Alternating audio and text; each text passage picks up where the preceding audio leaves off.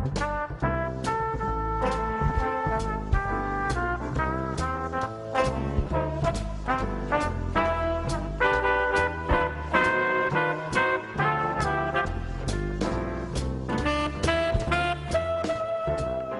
welcome to Seymour's World. We are here in Honolulu, Hawaii, enjoying the most beautiful sunshine you could ever imagine. And I'm saying this for a specific reason. We had a lot of comments on our show last week, and I wanted to say thank you to all of you who do comment. So I'm going to give out your first names, not your last names. And for those of you that want to continue to talk to me at any time, email, text, or phone is fine. So Fanny from Calgary, Alberta, Canada, thank you so much. Kitty Samber, oh, sorry about the last name. Kitty from Montreal. Lynn from Dallas. Tom from Chicago. Annabelle from London, England. Yoshi from Japan. Thank you very much for all your comments about our show, and please keep those letters and emails coming. Make them positive, because I'm not going to answer you unless they are positive. I'm just kidding. Well, today our show is one that I've wanted to do for a long time, and I think it's important to realize that life in Hawaii is, living on an island is a wonderful way to live, but at the same time, we have our problems. And for those of you on the mainland in Europe and Asia, you are going to face a problem too. And this problem is called climate change. I don't know if you heard about it, but a meteor is going to hit the Earth tomorrow at 12 noon. Do you believe me? Well, it's not. But just imagine if it did. Your whole life will change in a matter of minutes. Climate change is doing the same thing, but over a longer period of time. So today, I want to introduce our guest, Emily. Thank you so much. It's Emily Gardner. Thank you so much for joining us. Well, thank you for having me. I'm going to give you a little bit of a background, and then I'm going to ask you to talk about your life. Okay. So the title of our show is called, Should Our Oceans Be Used to Combat Climate Change? Our guest today is a Honolulu attorney who represents people and entities in matters involving ocean environmental, land use, wildlife, and animal life. In addition to her law degree, Emily holds a Master of Law, specializing in environmental law and ocean policy, as well as a Master of Science in Zoology. Today's discussion will delve into the exciting and controversial issue of marine climate engineering. We'll learn about new and innovative technologies involving the use of our oceans that have been proposed to reduce the effects of climate change, especially here in Hawaii, one of the most pressing environmental challenges of our time. We will consider some of the legal, scientific, and ethical arguments, both in favor and against the use of these technologies. So Emily, it sounds like a dry topic, but it is not dry whatsoever. It's absolutely not dry. We're talking about oceans. We're talking about the I oceans, assume you so all you're got right. the pun, oceans and dry, but it is a topic that really bothers me because I see so few people really understanding that this is around the corner. When I use the metaphor that a meteor is going to hit us tomorrow, I bet you a few people said, oh my God, that could happen. But climate change is affecting us, and it's affecting us greatly. So before we get into the topic itself, I'd like people to know a little about you. Go ahead. Okay, sure. I grew up in landlocked Harrisburg, Pennsylvania, and I always knew that I wanted to do something with the ocean. My family would take me on vacations to the Jersey Shore and Nantucket in Florida, where I just fell in love with the ocean. And I always knew I wanted to be a biologist, so I studied biology. There was never a question. I came out to the University of Hawaii as an exchange student. It was a marvelous program where they sent one student from Delaware for a year to study at UH and one student from UH to study at Delaware. And I'm still here. I don't know that the person from Delaware is from Hawaii is still in Delaware. I doubt it. Yeah, me too. And then I did a master's degree here in zoology, where I did aquaculture research out at the Hawaii Institute of Marine Biology, an aquatic aquaculture project.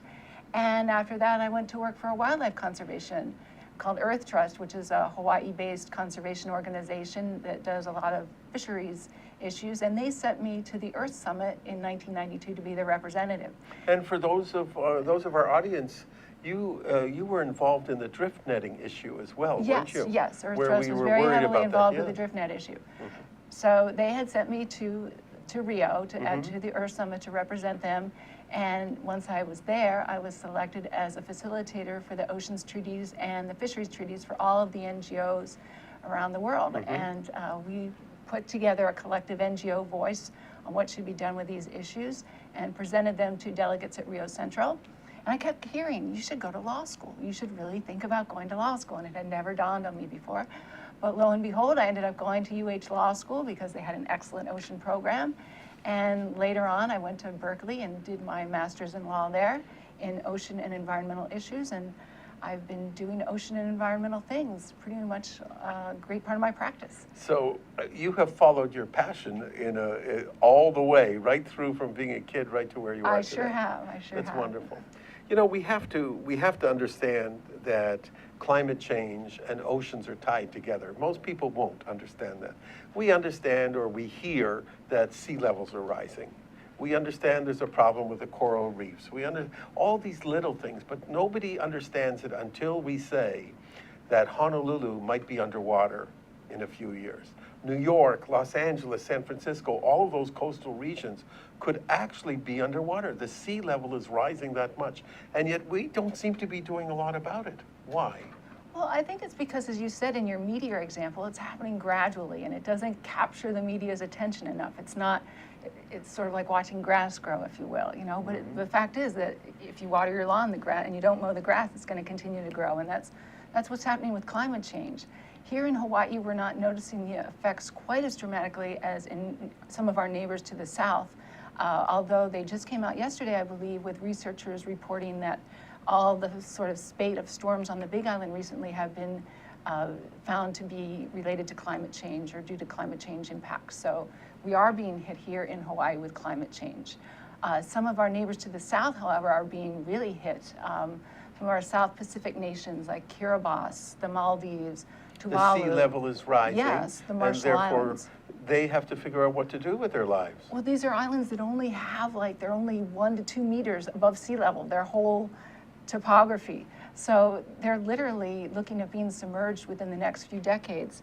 I happened to pull this offline the other day. You can take a look at it, and you can see that the country of Kiribati has gone and actually purchased land in Fiji. They are planning that their whole country may very likely have to move.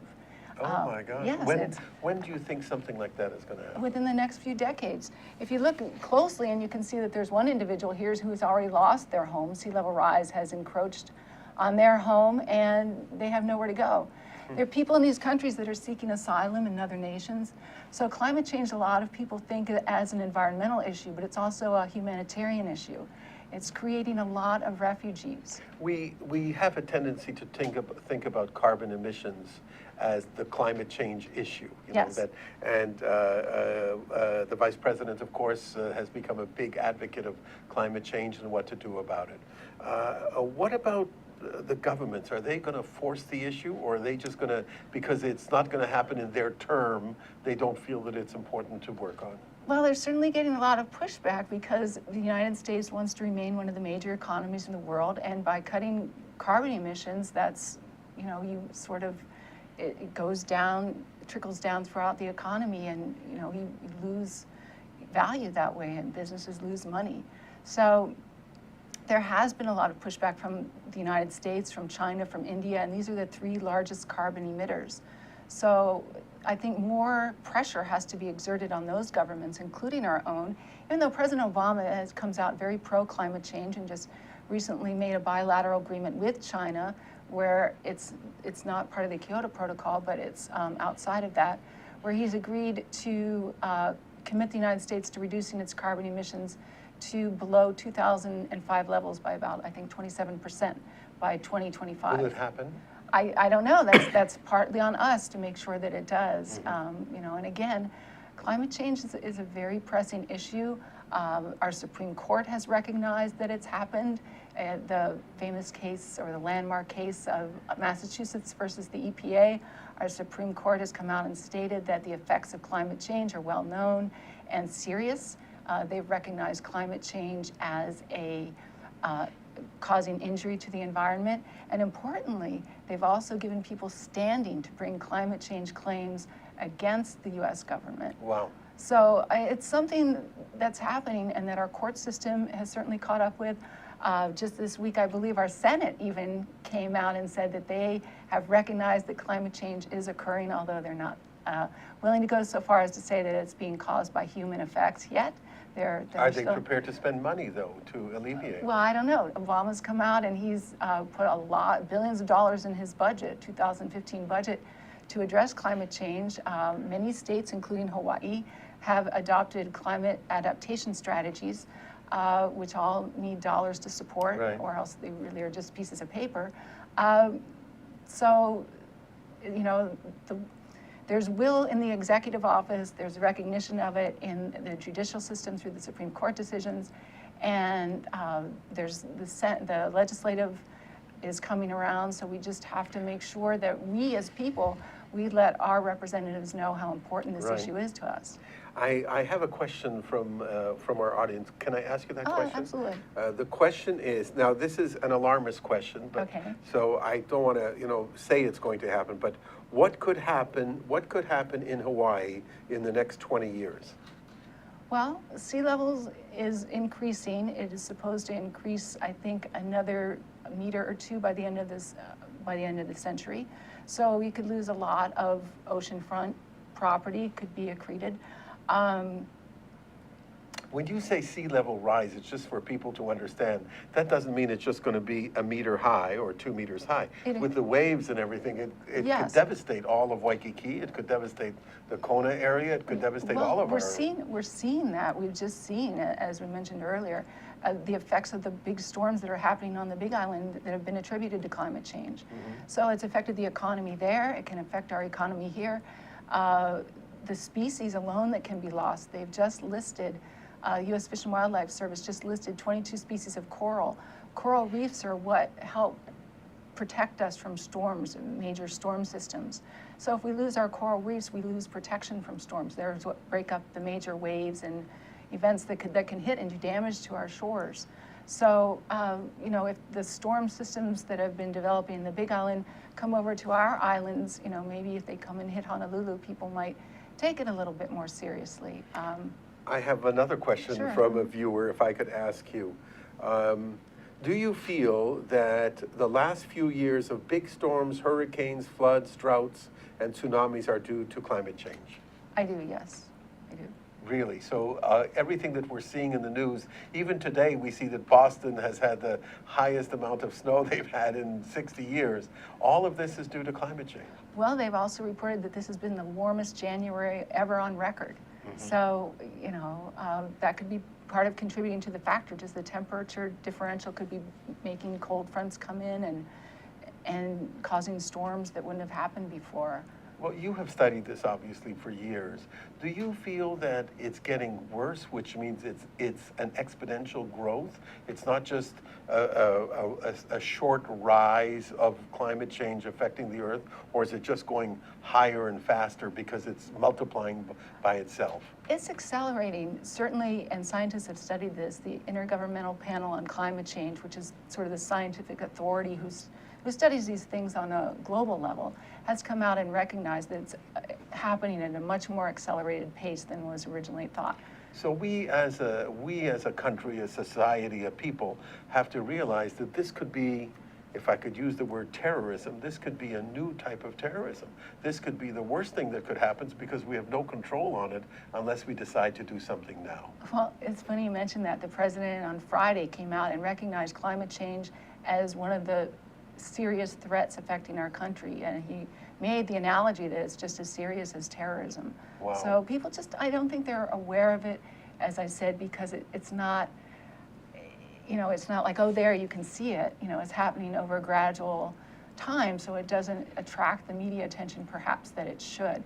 But when you have people that lose their homes and whole nations having to buy property and contemplate moving because they're having to deal with this. I mean, this is very real to these people in Kiribati. It's very right. real to the people in Tuvalu. It's a serious issue. But as you said, earthquakes, hurricanes, natural disasters, if they become attributed to climate change, that will definitely open people's eyes and make us wonder, is that meteor going to hit us tomorrow?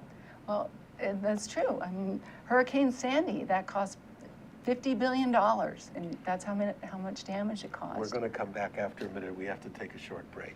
I'm Seymour Kazimirski with Emily Gardner on Seymour's World at ThinkTech Hawaii. I'll be back in a minute. Aloha, I'm Hunter Hevlin, host of Sustainable Hawaii here at ThinkTech Hawaii. You can tune in every week on Thursday at 2 p.m. to see interviews with sustainability professionals from around the state and even further abroad, learning about activities with water management, food security, waste management, and a whole host of other fascinating opportunities to get engaged with making a greener island. So if you're interested in making the transition from consuming individuals to communities of producers, check us out every Thursday. Hi, welcome back. I'm Seymour Kazimirski on Seymour's World at ThinkTech Hawaii. My guest today is Emily Gardner, who I think is probably one of the Earth's best proponent of understanding climate change and what to do about it. We haven't even talked about what to do about it yet. We're just trying to understand what it is. And I would like you as our audience not to allow me to become an alarmist, but to be a realist, to understand that if we don't do something about this now, we have a terrorist attack. And that terrorist attack, or the metaphor I use, the meteor hitting the Earth, could be upon us very shortly. And as a snowball goes downhill, if you don't stop it, what happens? It just gets bigger. So I urge you all to watch the show and then talk to our politicians. Talk to people who can effectively do something about climate change. So Emily, now that I've given my speech, I want to really talk about what to do about it. It's okay to say there's a problem.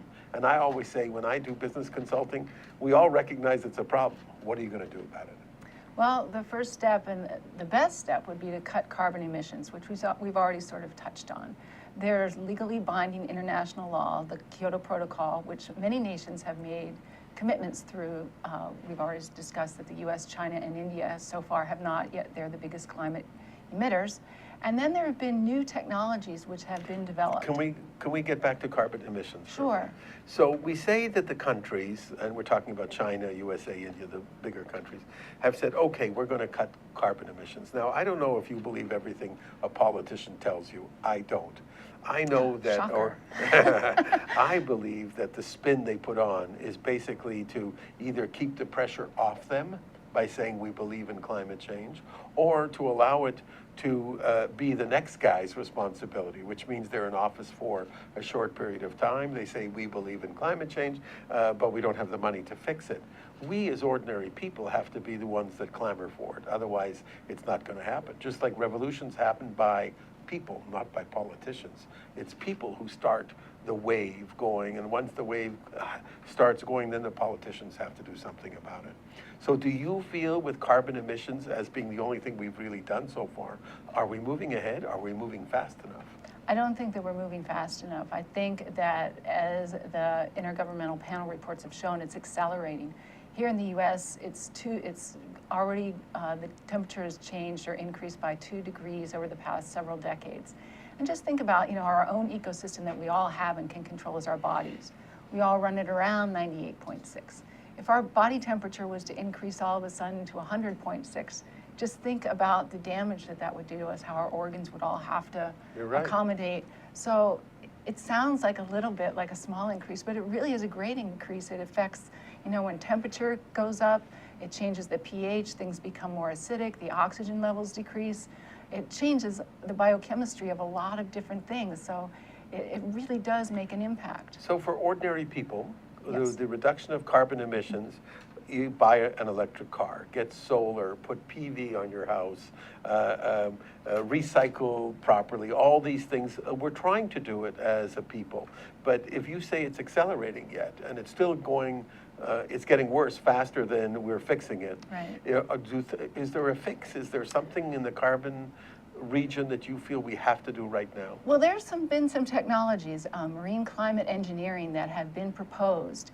And they, Why marine climate engineering? well, the oceans cover 2/3 of our Earth, and there are places that aren't inhabited by people, generally speaking, and it provides the opportunity to use ocean areas in two ways. There's two different types of climate engineering.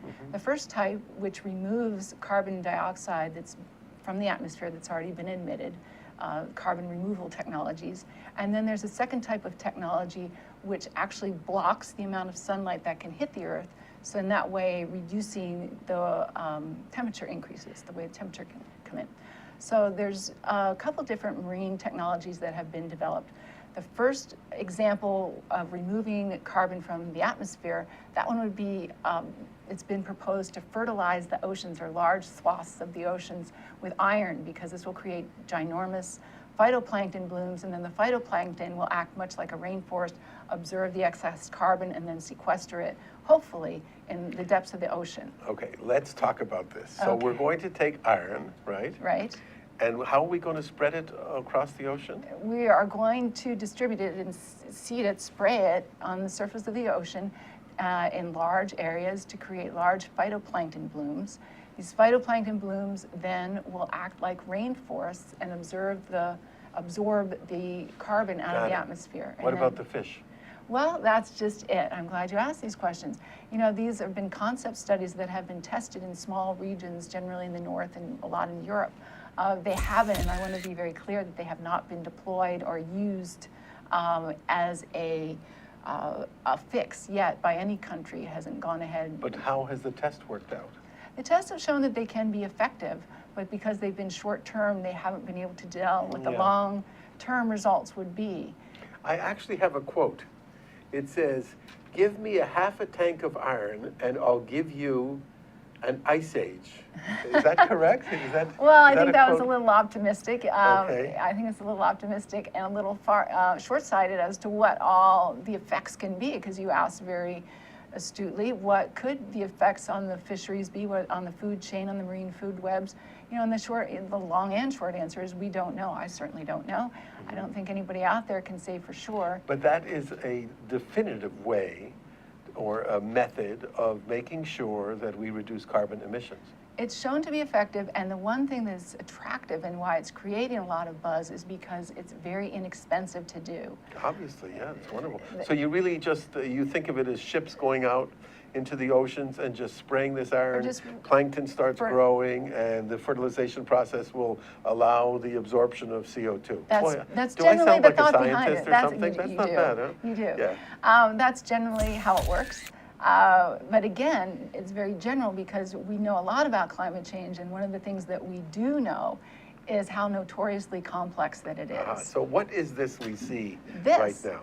This is the second type of marine climate engineering, and these are massive ships that have been developed and can go, fleets of these ships are proposed to go out into the ocean and spray salt into the marine cloud layer, and then this will make the cloud layer grow and prevent more sunlight from hitting the Earth's surface.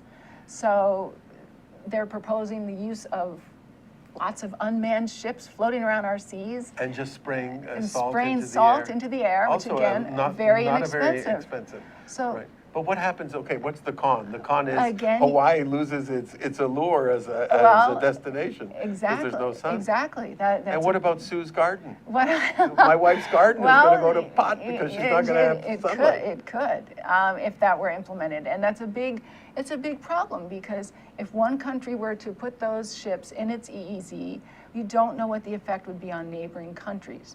So while the technology exists, no one country has used it yet, and there's legal obstacles to that. There's premises, or is customary international law.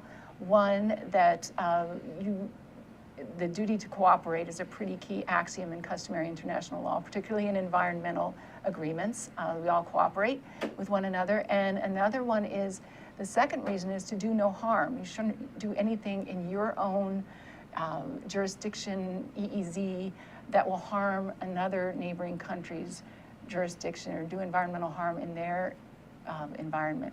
So it's because we don't know what's going to happen. If you were to put those ships out and create a lot of clouds, maybe that'll cause weather systems in a neighboring country to change, and they'll have a lot more or a lot less rainfall. You don't know what's going to happen. Right. But Emily, you know me already as one who gets right down to the basic point. I don't hear a solution. I hear some ideas. Right. I hear some methods that we should explore in the next few years. But has anybody come out with, this is what we have to do? Here's a step-by-step process.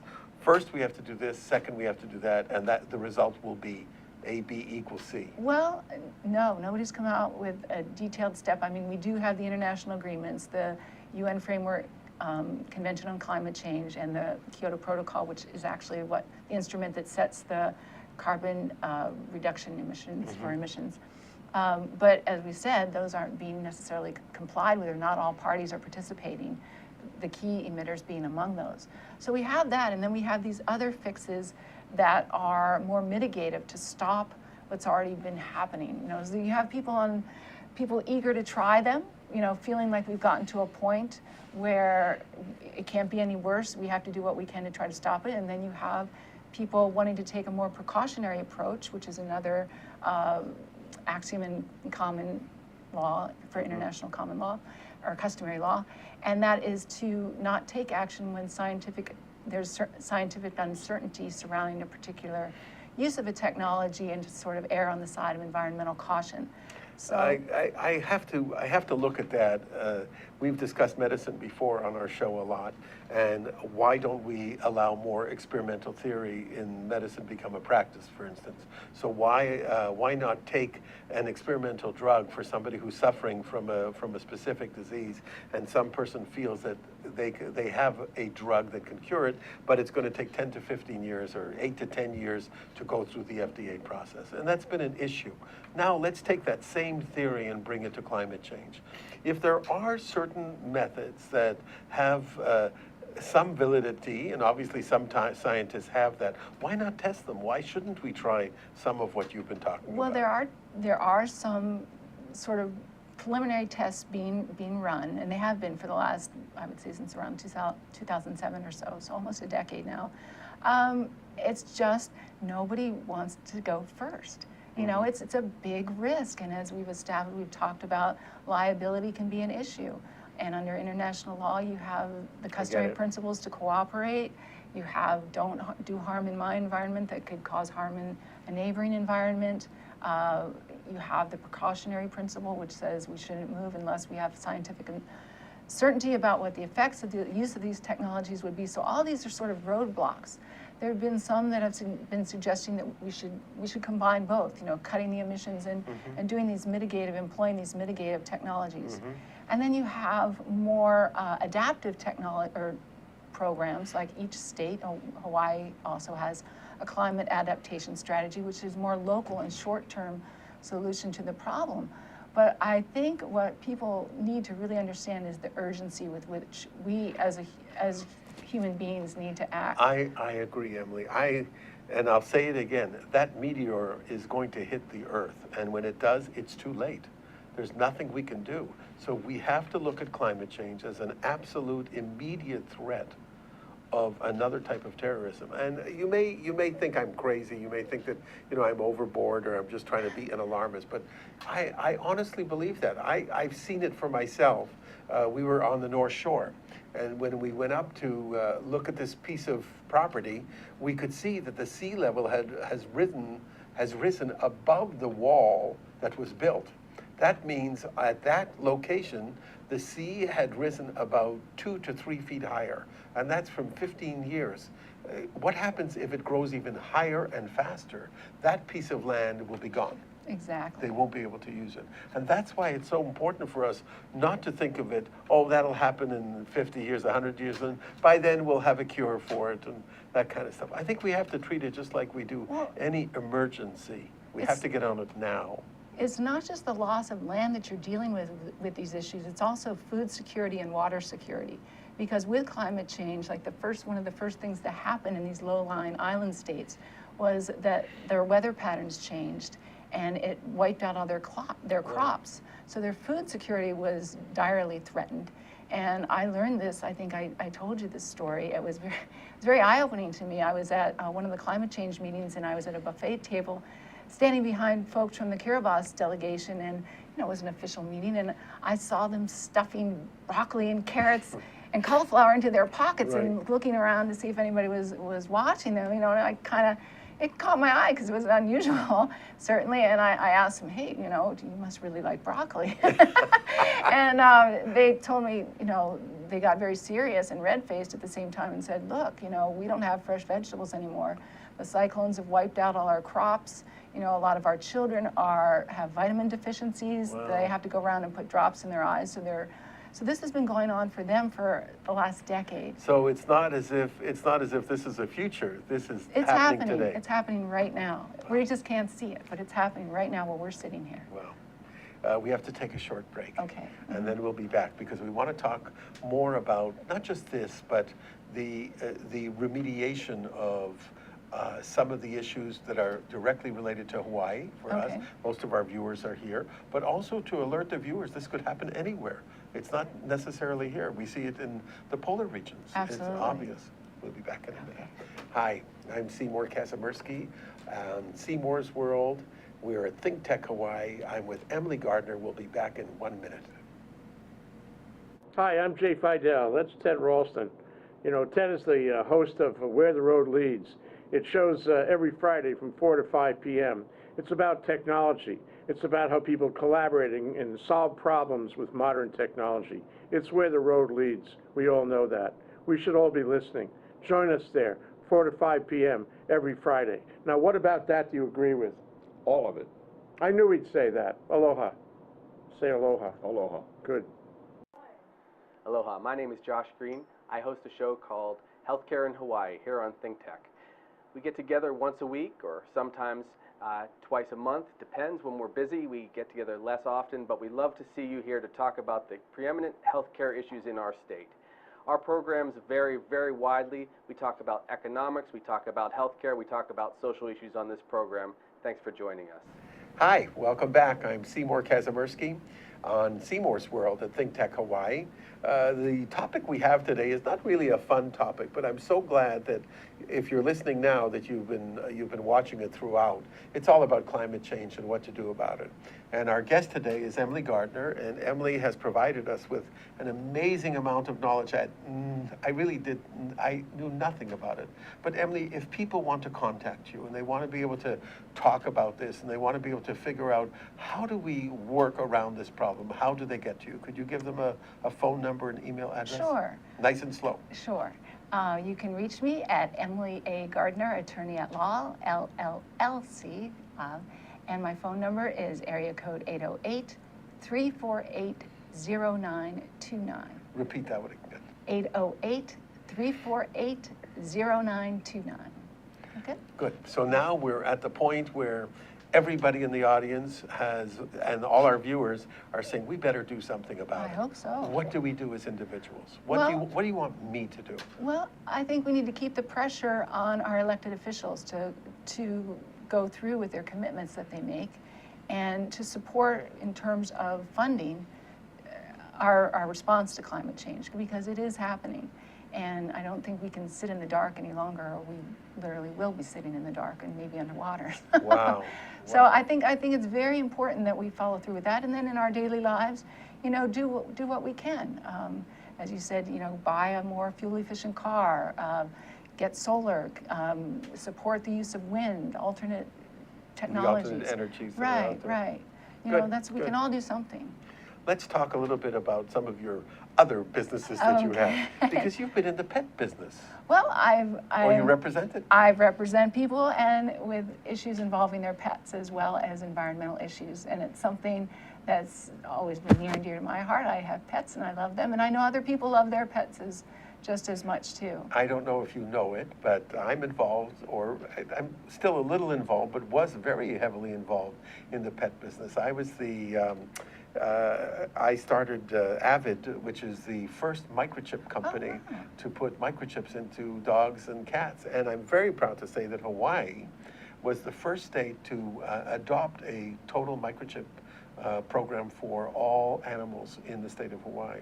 So we are the first state to have done it. Of course, I live here, that's why we did it here. But California followed suit and Washington Right. after that. But so I was involved in it too. So you have two dogs? I have 2 dogs. And are they both microchipped? They're all chipped up. They're Well, all then, chipped up. then I have to say you probably paid for one of my shoelaces. Oh, I appreciate that. That's I'm very glad kind. to hear it. I'm glad you bought my soup today. Yeah. So we're square. Now, what else? What else? I mean, you practice law Right. here in the state, Yes. not just environmental marine law. I also do personal injury because I find that my science background helps me, particularly with medical issues. Of course, yeah. And I do environmental consulting.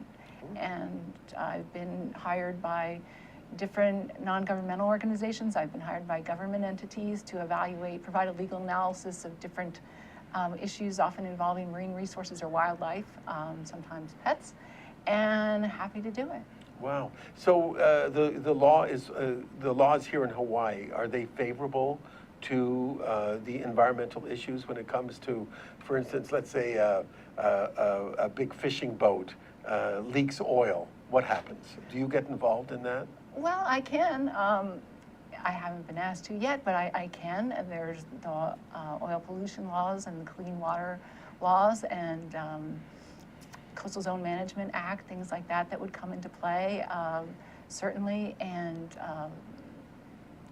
I have been trained to save wildlife that's been affected by oil, and also to help in the cleanup. So physically, as well as in terms of providing legal analysis or advice, I could.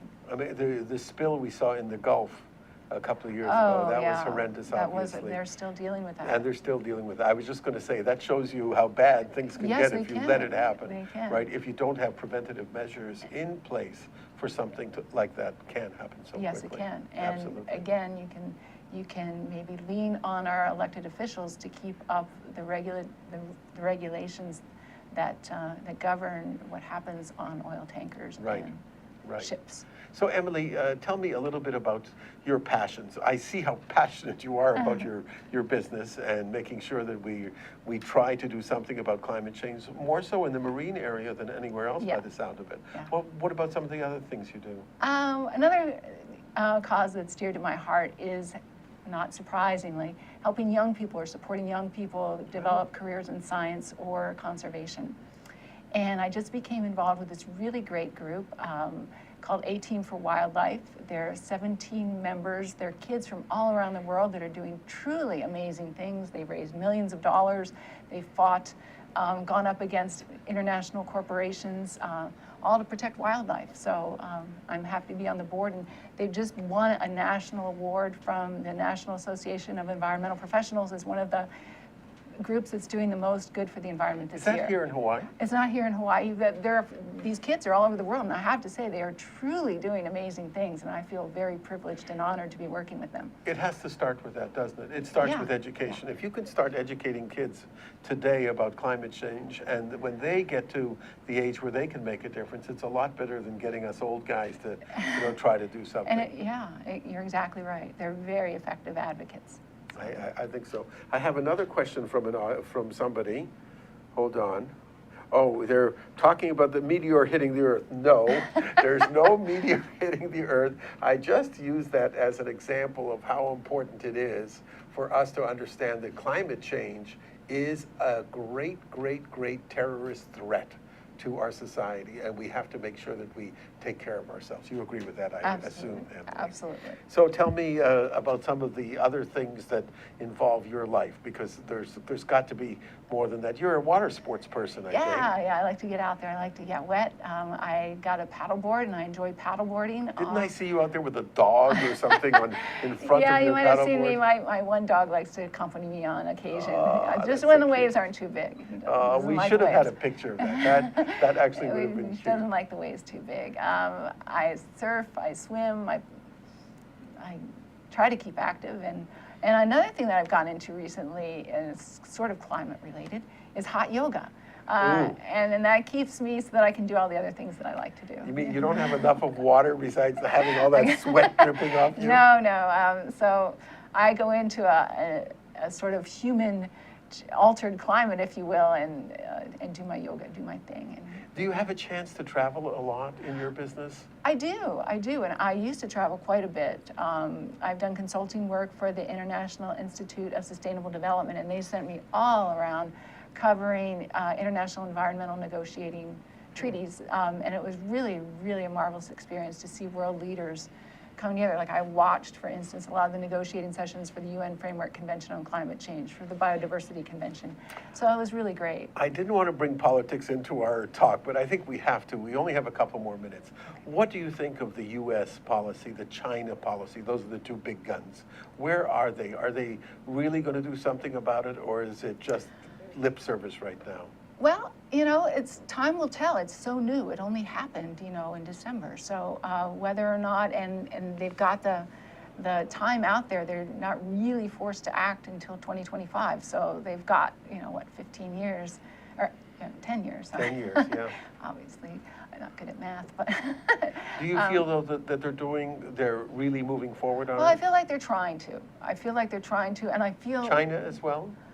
I can't speak as much for China. China has made their commitment to look at making emission reductions after 2030, when they feel their emissions will have peaked.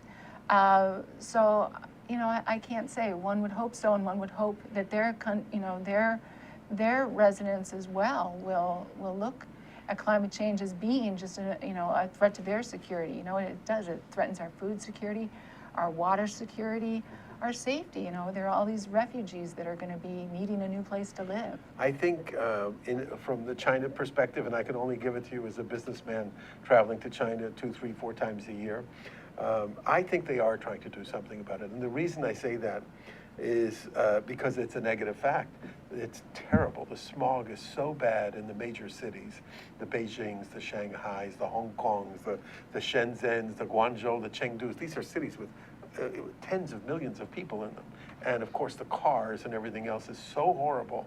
They have realized that they have to do something. They have days that cars are not allowed into the city at all. Oh, wow. They have passed a law now that all taxis in certain areas have to be either electric or they have to be a propane gas taxi. So they're moving in the right direction.